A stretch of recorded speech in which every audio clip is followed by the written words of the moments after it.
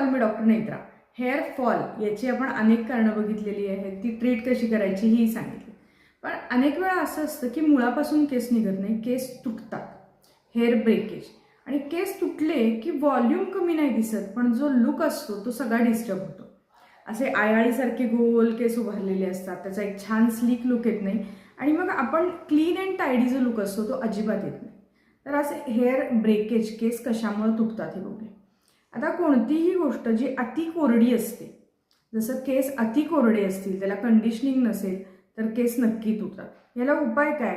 तर काही काही लोकांना किंवा स्त्रियांना भरपूर तेल लावायचं आणि मग भरपूर शॅम्पू किंवा असे केमिकल वापरून ते वॉश करायची अशी सवय असते. भरपूर शॅम्पू लावल्यामुळं त्याच्यातला जो नैसर्गिक ओलावा तेलकटपणा असतो तो सगळा निघून जातो आणि केस तुटायला लागतात. याच्यामध्ये जेवढं इसेन्शियल आहे तेवढंच ऑइलिंग करणं आणि जितकं प्रोडक्ट नेसेसरी आहे तेवढंच प्रोडक्ट लावून तुमचे हेअर वॉश करा. दुसरी गोष्ट कंडिशनिंग. आपल्याकडं जवळजवळ 85 ते 90% स्त्रिया आणि पुरुष कंडिशनिंग करत नाहीत. आपल्याकडं धूळ आणि भरपूर प्रमाणात सूर्यप्रकाश याच्यामुळं केस जास्तीत जास्त कोरडे होतात आणि तसे कोरडे झालेले केस लगेच तुटतात. त्यामुळं पहिली गोष्ट तर छान केस मऊ नॅचरली राहतील याच्यासाठी एक कंडिशनिंग किंवा एक बेसिक थोडंसं ऑइलिंग, आणि जेव्हा उन्हामध्ये धुळीमध्ये जातात तेव्हा केस छान कव्हर असावेत, बांधलेले असावेत. दुसरी गोष्ट पुरुषांच्या बाबतीत होते. पुरुष अनेक वेळा वाटेल ते हाताला येईल ते केमिकल लावून केस धुतात, म्हणजे सर्फ एक्सेलनं सुद्धा केस धुतील पुरुष, ह्या लेवलची त्यांच्यात अनास्था आहे. आणि मग ते दिसेल त्या सिमेंटच्या पोत्यानं किंवा जे समोर पडलेलं असेल त्या गोष्टीनं तर त्यांचे केस इतक्या खराखरा पुसतात की म्हशीसुद्धा तितक्या जोरात पुसल्या जात नाहीत. तुमचे केस इतक्या जोरात पुसण्याची गरज नाही.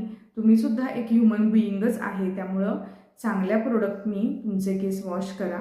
आणि कुणीही आपले केस पुसत असताना सगळ्यात आयडियल गोष्ट कोणती सांगू? जुने होजेरीचे वापरलेले जे टी शर्ट असतात, अगदी मऊ असतात, किंवा जुन्या मलच्या ज्या साड्या असतात सुती, ह्याच्यातलं कापड तुम्ही तुमचं केस पुसायसाठी काढून ठेवा. ह्यानं केस छान पुसले जातात, कोरडे होत नाहीत. तिसरी गोष्ट, अनेक प्रकारच्या केमिकल ट्रीटमेंट. या सगळ्या गोष्टींमुळे हिटिंग असेल, कलरिंग असेल, अनेक प्रकार असतील, याच्यामुळे केस कोरडे होतात आणि तुटतात. परत डिफिशियन्सीज आलेल्याच आहेत त्याच्यामध्ये, किंवा रफ हँडलिंग आलेलं आहे.